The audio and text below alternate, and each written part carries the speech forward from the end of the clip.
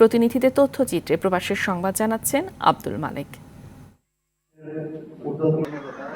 কাতারে প্রবাসী বাংলাদেশিদের জন্য ইফতার ও দোয়া মাহফিলের আয়োজন করেছে জামালপুর জেলা কল্যাণ সমিতি। কাতারের রাজধানী দোহার একটি রেস্টুরেন্টে প্রবাসী বাংলাদেশিদের উপস্থিতিতে এই দোয়া ও ইফতার মাহফিল অনুষ্ঠিত হয়। সংগঠনের সাধারণ সম্পাদক আবু সামার সঞ্চালনায় অনুষ্ঠানে সভাপতিত্ব করে সংগঠনের প্রতিষ্ঠাতা সভাপতি হাফেজ মাওলানা ইউসুফ।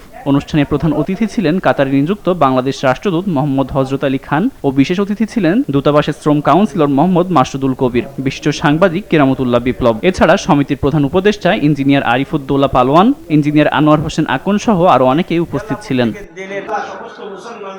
পবিত্র মাহে রমজান উপলক্ষে সৌদি আরব পশ্চিমাঞ্চল স্বেচ্ছাসেবক দলের উদ্যোগে ইফতার ও দোয়া মাহফিল অনুষ্ঠিত হয়েছে। অনুষ্ঠানে প্রধান অতিথি ছিলেন ভারপ্রাপ্ত আহ্বায়ক সেলিম মোল্লা। প্রধান বক্তার বক্তব্য রাখেন যুগ্ম সদস্য সচিব জাহাঙ্গীর সরকার। অনুষ্ঠানে সভাপতিত্ব করে অঞ্চল কমিটির সভাপতি রাসেল ভুইয়া।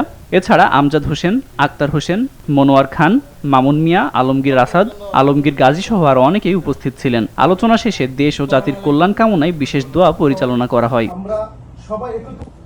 নিউ ইয়র্কের ফেঞ্চুগঞ্জ অর্গানাইজেশন অফ আমেরিকার আয়োজনে ইফতার ও দোয়া মাহফিল অনুষ্ঠিত হয়েছে। অনুষ্ঠানে সভাপতিত্ব করে ফেঞ্চুগঞ্জ অর্গানাইজেশনের সভাপতি মাহবুবুল আলম এবং পরিচালনা করেন শামীম মিয়া। রমজানের পবিত্রতা ও গুরুত্ব নিয়ে আলোচনা করেন বাংলাদেশ সোসাইটির সভাপতি আতাউর রহমান সেলিম, কমিউনিটি নেতা আব্দুল হাসিম হাসনু, জুনায়েদ চৌধুরী, শামীম মিয়া সিপিএ, জাকির চৌধুরী ও সংগঠনের সভাপতি মাহবুবুল আলম।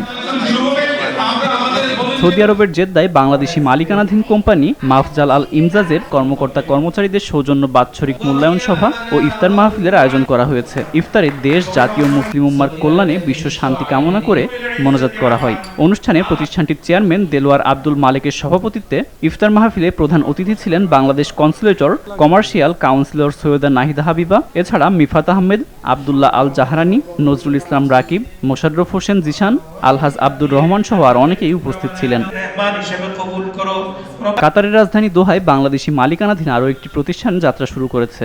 স্থানীয় প্রবাসী ও আমন্ত্রিত অতিথিদের সাথে নিয়ে প্রতিষ্ঠানটির যাত্রা সূচনা করেন প্রতিষ্ঠানের পরিচালক মোহাম্মদ জাহাঙ্গীর আলম। কাতারে বাংলাদেশি কোম্পানি হিসাবে আল ওয়াহিদা ট্রেডিংকে আরও পরিচিত করানোর জন্য আয়োজন বলে জানায় প্রতিষ্ঠানটির প্রতিষ্ঠাতা। অনুষ্ঠানে অতিথি হিসাবে উপস্থিত ছিলেন বিশিষ্ট ব্যবসায়ী মোহাম্মদ শাহজাহান, রিদওয়ানুল বারী পারভেজ, সাইফুর রহমান সবুজ ও আল মামুন শিপন।